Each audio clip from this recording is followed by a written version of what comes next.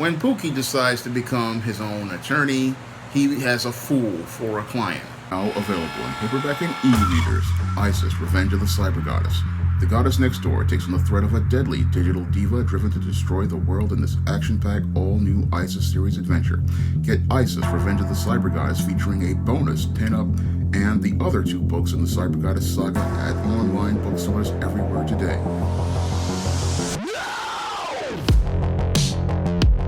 There's an old saying in the criminal justice system: when a man represents himself, he has a fool for a client. And an example of this took place in Tampa, Florida, in the case of Ronnie ONeal III. Now, in this case of Ronnie ONeal III, he was being tried for the murder of his 9-year-old mentally disabled daughter and his 33-year-old baby mama from a murder case in 2018. And his son barely survived an attempt on his life and was able to testify against his own father at the age of 11. And in the face of all of these extremely heinous alleged charges, instead of your Ronnie ONeal going to get a seasoned defense attorney to defend his case or try to get somebody from an appointed lawyer from the court, he decided to go out here and represent himself in the face of these extremely heinous charges.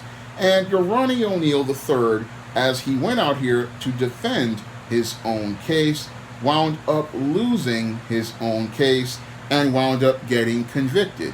Now, what's really troubling is that your Ronnie ONeal III actually thought that by going out here and representing himself, he actually had a chance.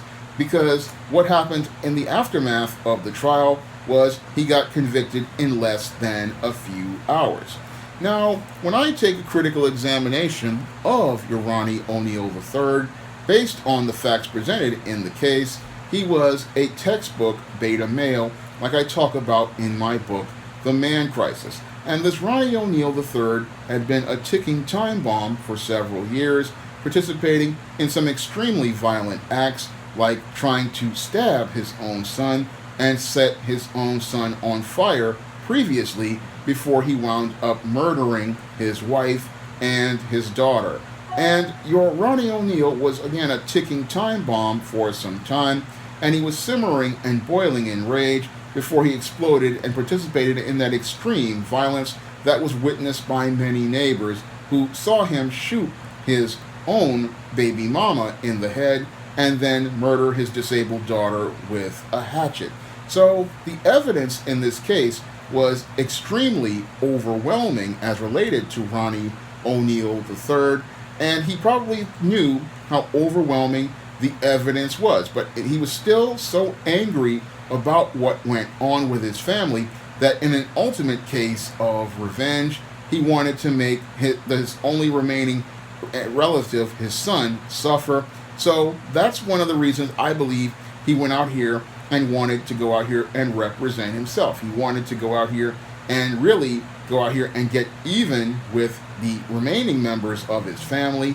And he also didn't really look at the optics of the situation, because here we have the man who is alleged to have murdered his own son, and he's going to go out here and have him testify and be cross-examined by his own father.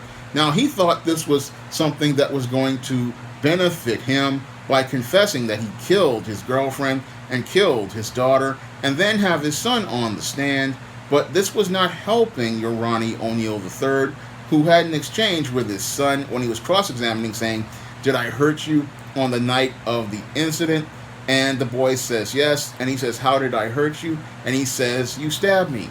Now, the optics of that whole situation, they don't look good for a defendant who is supposed to be trying to prove his own innocence beyond a reasonable doubt. But in this case, this beta male, he was trying to prove his innocence beyond a reasonable doubt.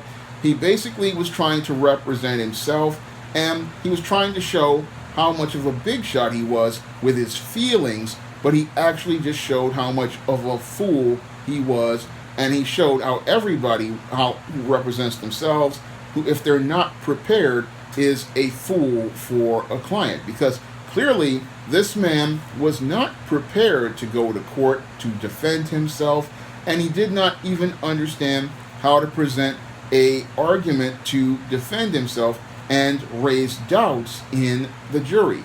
So instead of him going out here presenting an argument to raise doubts in the jury, all he did was go out here and assure his conviction, and he assured his conviction by going out here and confessing to the murder of his wife, and then going on cross-examining his son, who basically went out here and implicated him in his own attempted murder. So all the evidence was overwhelming against him, and instead of him trying to defend himself in a constructive manner, he was in the courtroom in his feelings, looking to get even with people and looking to get back at people, not understanding how he was hurting himself.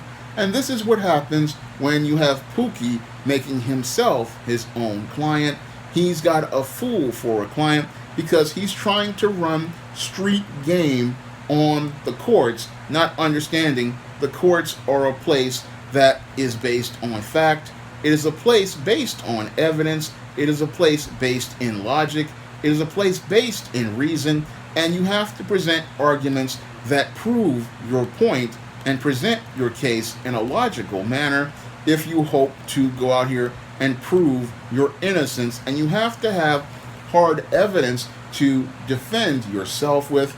And it's hard to defend yourself when you have several witnesses and evidence that points the finger at you. But instead of this Pookie understanding where he stood, and he decided, instead of taking a plea deal, he decided to take this case to trial, and he took this case to trial, and he wound up getting convicted. And now that he has gotten convicted, he is assured to be sent to prison, where after they hear about what he did to murder his baby mama, murder a disabled 9-year-old girl, and attempt to kill a young boy, they are going to wind up giving him a good curb stomping in prison before they turn that tight end into a wide receiver, and then they go braid that hair and trade this guy for some ramen noodles and some Little Debbie snack cakes, and they're probably going to just practically turn this guy out because he is guaranteed to get multiple life sentences for what he did to that baby mama, and especially that disabled 9-year-old girl and that little boy.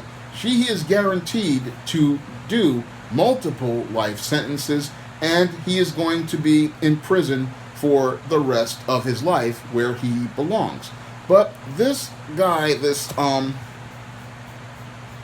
Ronnie ONeal III, his case is no different than the case here in New York back in the 90s of your Colin Ferguson, another man, black man, who was a fool for a client. And in that case, after participating in a mass shooting which took the lives of multiple people on an LIRR train and then wound up wounding multiple others, your Colin Ferguson decided he was going to defend himself as related to that mass shooting, and as a result, he also was convicted and then sent upstate New York, where Bubba and Tiny are now tearing a new booty hole into your Colin Ferguson and braiding his hair and trading him for Little Debbie snack cakes and your Fritos chips and your ramen noodles as we speak, because your Colin Ferguson, like your Ronnie ONeal is going to get, received a multiple life sentence and is going to go away for the rest of his life. But this is what happens with your Pookies out here who think that they're so smart. They think that they're going to go out here and game the court system, but you cannot game the court system, because when you go out here and you represent yourself and you don't have a good understanding of the law and the courts, you have a fool for a client. And when you have a fool for a client, what happens is you're guaranteed to get yourself convicted.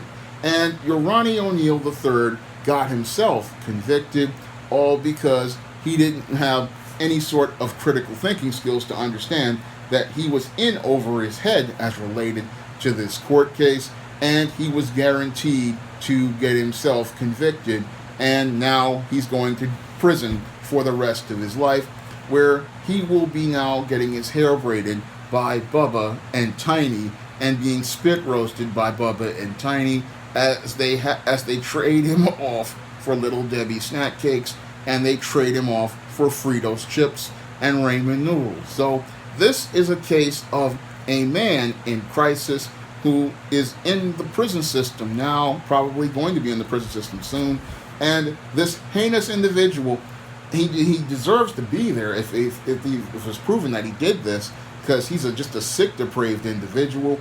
But this is what happens when Pookie decides to make himself his own attorney. He winds up getting himself convicted, and he winds up in prison for the rest of his life, because anything he said can and will be used against him.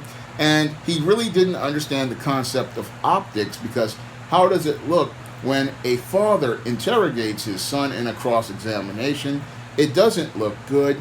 And how does it look when a guy who is alleged to be the perpetrator is out here interrogating people in a cross-examination?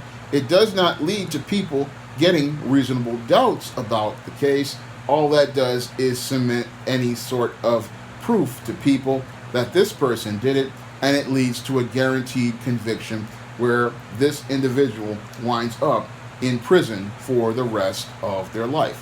Now, if you want to see me make more videos like this, you can donate to my Patreon, my PayPal, and my Cash App by clicking the links in the description box. And if you want to try some of my men's issues books like The Man Crisis or Stop Simpin', you can get those books on Amazon.com in paperback and Kindle format. You can also get them on Smashwords, the iBook Store, and Google Play. That's all I have to say for this video. You can comment, rate, and subscribe.